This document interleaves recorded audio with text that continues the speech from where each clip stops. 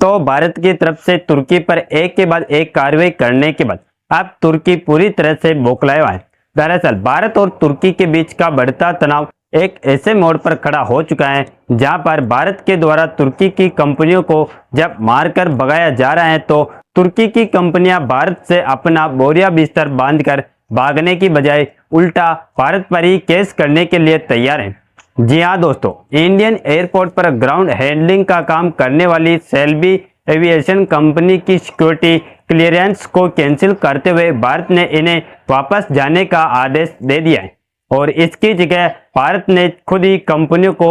Establish कर लिया है, जिससे एक दिन में ही तुर्की की इस सेल्बी एविएशन ने करीब 200 मिलियन डॉलर गंवा दिए और यह कंपनी इंडियन हाई कोर्ट की तरफ से मूव कर चुकी है। लेकिन तुर्की की जितनी ज्यादा गलती कर रहा है अपने लिए उतनी ज्यादा मुसीबत खड़ी कराए, क्योंकि भारत विरोधी तुर्की को देखते हुए एक्सपोर्टर ने मार्बल को एक्सपोर्ट पर भी रोक लगा दिया है। तो वहीं दूसरी ओर भारत तुर्की को सबक सिखाने के लिए आर्मेनिया को हथियारों की सप्लाई करने जा रहा है। आइए इस पूरी डेवलपमेंट को इस वीडियो में समझने के साथ साथ इस बात को भी समझने की कोशिश करते हैं कि आखिरकार भारत और तुर्की का तनाव किस लेवल पर पहुंच गया है। नमस्कार दोस्तों, मैं राधेश्याम और आप देख रहे हैं KSR न्यूज 24।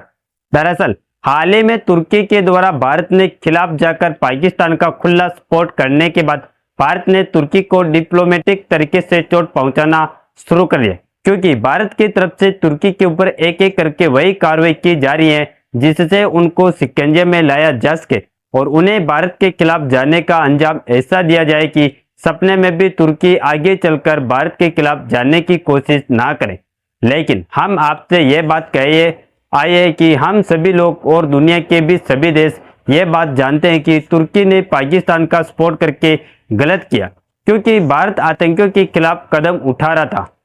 फिर भी देखिए, हम तुर्की पर डायरेक्टली स्ट्राइक तो कर नहीं सकते क्योंकि इससे हमारा समाधान तो नहीं निकलेगा, लेकिन दोस्तों इससे एक और बहुत बड़ा युद्ध शुरू हो जाएगा जो कि वैश्विक विनाश का कारण बन सकता है। इसीलिए तुर्की पर मिसाइलें से हमला करने से बढ़िया है कि उन पर डिप्लोमेटिक हमला किया जाए और भारत ऐसे ही डिप्लोमेटिक हमले तुर्की के ऊपर कर रहा है कि तुर्की धीरे धीरे आर्थिक अपाहिज बनता जा रहा है और तुर्की को जो सबसे बड़ा आर्थिक झटका भारत की तरफ से दिया गया है वह है भारत के टूरिस्ट द्वारा और इंडियन गवर्नमेंट द्वारा दिया गया, जिसमें हाल ही में कुछ दिन पहले भारत की 9 एयरपोर्ट पर ग्राउंड हैंडलिंग का काम करने वाली तुर्की की सेल्बी एविएशन सिक्योरिटी क्लियरेंस को कैंसिल कर दिया गया। उसके बाद तुर्की की इस कंपनी को भारत ने 9 एयरपोर्ट को छोड़कर पीछे हटना पड़ा, जिसके बाद सभी एयरपोर्ट पर भारत या फिर तुर्की के अलावा जो दूसरे देशों की एविएशन कंपनियां जमीनी रखरखाव का काम करती हैं उनको काम सौंपा जाने लगा। तुर्की की सेल्बी कंपनी में जो इंडियन कर्मचारी थे उनको काम पर जरूर रखा जा रहा है, लेकिन दोस्तों उन्हें तुर्की की कंपनी के माध्यम से नहीं बल्कि भारत और बाकी की कंपनियों के माध्यम से शिफ्ट किया जा रहा है। यहाँ तक कि मुंबई एयरपोर्ट ने तो इंडोथाई एयरपोर्ट सर्विसेज को हवाई अड्डे पर जमीनी रखरखाव का काम सौंपा और तुर्की की कंपनियों को भगाने के लिए बाद यह काम इतनी तेजी से होने लगा कि सेल्बी एविएशन ने जिन पर शेयर होल्डर ने पैसा लगाया था उन्होंने इतनी तेजी के साथ पैसा निकालना शुरू किया कि 20% का डाउनफॉल आने के साथ भारत से दूरियां बनाने के साथ साथ इस कंपनी ने एक दिन में 200 मिलियन डॉलर खो दिए। और जाहिर सी बात है कि जब भारत से करोड़ों रुपए की कमाई यह कंपनी कर रही थी तो ऐसे में तुर्की का पागल होना तय था और इसी बौखलाहट में कंपनी भारत के अगेंस्ट ही केस करने पर उतर आई। सेल्बी ने दिल्ली हाई कोर्ट का दरवाजा खटखटाया, हालांकि अगले दिन ही इसकी सुनवाई होनी है। लेकिन दोस्तों जब सवाल भारत की नेशनल सिक्योरिटी का हो तो इस कंपनी को अपना बोरिया बिस्तर बांधकर जाना ही पड़ेगा, फिर चाहे कितनी भी उछल कूद क्यों ना मचा लो।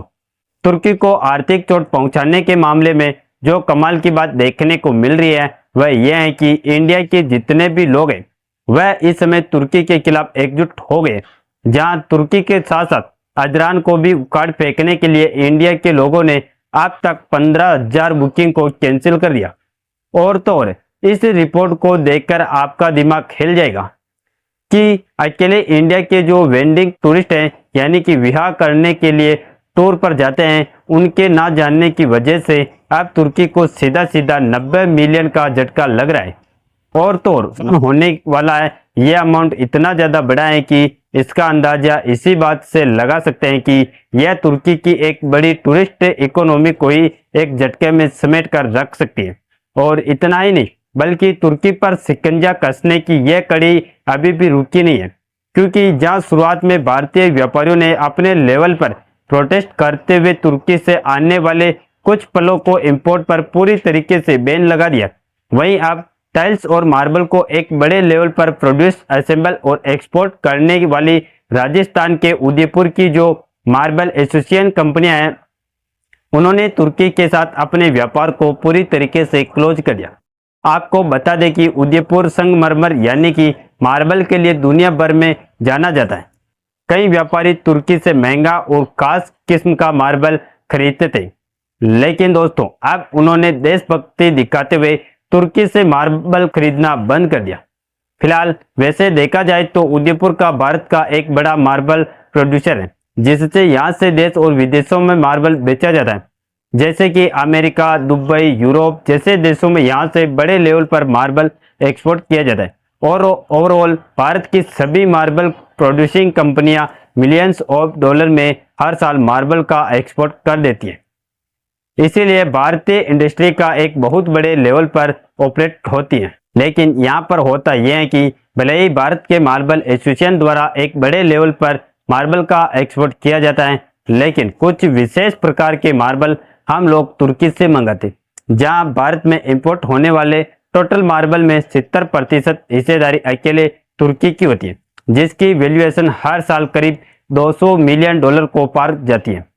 इसलिए अब ज्यादातर व्यापारी भारत में बने मार्बल और अन्य देशों से इंपोर्ट पर ध्यान दे रहे, ताकि तुर्की को 200 मिलियन डॉलर का झटका यहां से भी देखने को मिले। सिर्फ उदयपुर ही नहीं, अगर सभी मार्बल एसोसिएशन ने तुर्की के साथ अपना व्यापार बंद कर दे तो यह दुनिया को एक कड़ा संदेश देगा कि भारत सरकार अकेले ही नहीं, उद्योग और सभी भारतीय हमारी सरकार के साथ खड़े हैं। और अगर हम तुर्की के साथ व्यापार बंद कर देते हैं तो इससे भारत का ही फायदा होगा,